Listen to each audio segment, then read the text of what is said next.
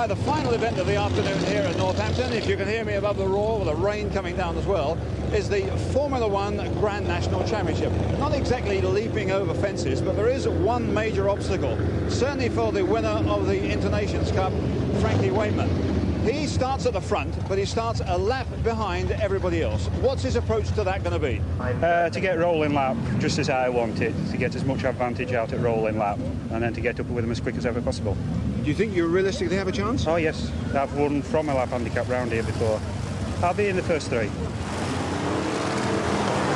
And away goes Frankie Wayman in 2-1-2. He's got to get right round the back of this lot and then start thinking about winning the race. And problems already for a white top there. 481 is very nearly tipped over poor old Bill Morris. But he just has to finish up being hooked, which is very frustrating because you can't get back into the race at 485, sideways into the incoming traffic, and one way and another. He certainly manages to find an awful lot of bother going at such a slow speed at such an early stage of the race. That's Terry Jackson from Little over in 485. Ooh, a little bit of shoving and pushing and elbowing amongst the star men at the back. Here we come round now to find Frankie Wayman still trying to put as much ground as possible between him and the rest of the field, which he's already started to do. And those barrels inside track markers, they're not supposed to be over there on the outside. They can cause problems if you get those underneath the front of the car. Right, here comes Frankie. Already got quite a lot of ground between him and the rest. He's beginning to come right round. In fact, he's already caught up. That's it. And one of the problems is that you cause problems with your back end sticking out. Very dodgy position to be in. 53 John Lund is in there. We might have expected him to be in at the finish, but that's probably going to spoil his efforts. 501, Chris Elwell finding bother. Frankie Wayman trying to pick his way through. Plenty of action in this one, and undoubtedly the little dusting of rain now on the track is causing an awful lot of this trouble, Barry. A lot of trouble. It's like World War III out of there. Look at it, 501 again. My tip for this one. Actually made a terrible mistake there and lost control and went onto the inside field. Look at this total and utter disaster. Devastation in the first degree. Well, that's the sort of problem that the slower cars have got to contend with now. If you get held up in that little lot, you've got a job to get back. And of course, it's also a job to follow who's who and what's what. Frankie Wayman vainly battling there, trying to catch up with the rest of them.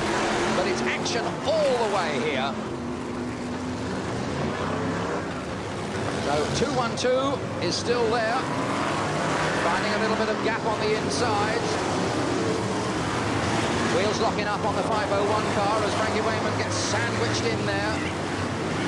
Nice to see Frankie Wayman in the 212 car on the 501 car. The 501 car is the one that I said has got all the sophistication. Frankie Wayman there hasn't. He's gone up the inside of the 501 car and away you go. So sophistication does not necessarily win races. Well, certainly once we get these greasy, slippery conditions, that's the way it is. 495, John Kaiser is the leader. 495 out of all that. We managed to pick who is the lead car, so we'll see if we can find him for you amongst all that. 27 is in second place, Malcolm Burton, and 471, starman Bobby Burns, who of course is a bit of an expert in these sort of conditions. He's the sort of guy who's quite happy to bash his way through where necessary. He's moved himself up into third place, so that's the order. At 8 laps gone, 495, 47, 471 rather, and 156. Place is chopping and changing, but John Kaiser on the inside there. Let's see how much of a lead he's got. He's got a little bit ahead of 471 and 156, and then come, I think it's 354. Richard Ainsworth is next. And in this 20-lap event, we've just hit halfway, the halfway stage. 495, John Kaiser still clear. 471, Bobby Burns is second, and right behind him is the 156 car of Graham Blundell. And 354, Richard Ainsworth has come to join them. There we are, that's the group there that's fighting for second, third and fourth places. Mr. Beef is still a bit further back. Frankie Wayman has still got a lot to do, a lot of catching up, but he's still up there going as well as some of the star men. And in the cloud of smoke there, we had part of the field disappeared into the safety fence a moment or two ago. They bounced straight out and rejoined the race. And now look at this, Frankie Wayman in 212 has got right up. Oh, he had got right up behind the second, third and fourth place men. And he was really making up ground. I was just about to say how well he's going. And as he came into this bend, he came right up behind 354, who's currently lying in about 4th place. There's the 354 car. And just in front of him, we've got 55 and some of the others. But that blue car just caught that parked motor with his back wheel. And that was what spelt disaster for 212. And he's now well back and out of it. Meanwhile, back at the front, we've got John Kaiser in 495 is still there. 471 is still second and 156 is still third. But the gap between this car, the leader, and the others is now about the distance of a bend. That's all. Here's Frankie Wayman back in the action and going again, but he's got even more to make up now. 495, Alan Kaiser comfortably in the lead. Here he comes off that turn. It's getting so slippery out there now, Nigel. It's a problem for these cars because, as I say, they're not that sophisticated, and the majority of these cars on suspension, they're quite solid. Here we come, 495 then. That's the leader. Let's see how far back the others are. No, they're still some way out of the picture. That's the sort of lead that 495 has got. There's 4 more laps to go now, and under these slippery conditions, I think it's going to be very, very difficult indeed to catch up. Here's Frankie Wayman. He's got a buckled rear wheel there, and one front wheel doesn't look too healthy either, maybe. 501 getting elbowed out of the way by Frankie Wayman.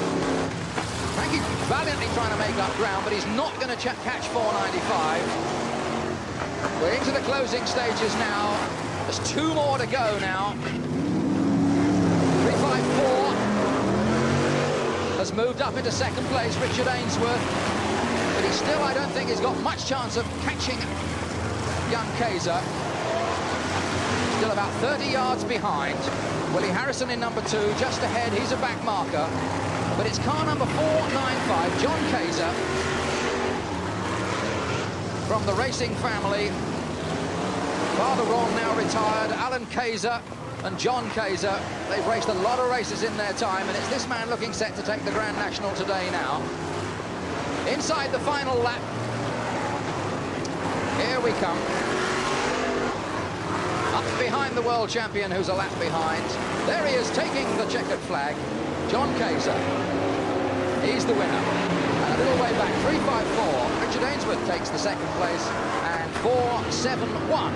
Bobby Burns has to be content with third. Well, if nothing, Frankie Wayman is a trier, and he never gives up. Look at the wheels. There's not one point in the same direction.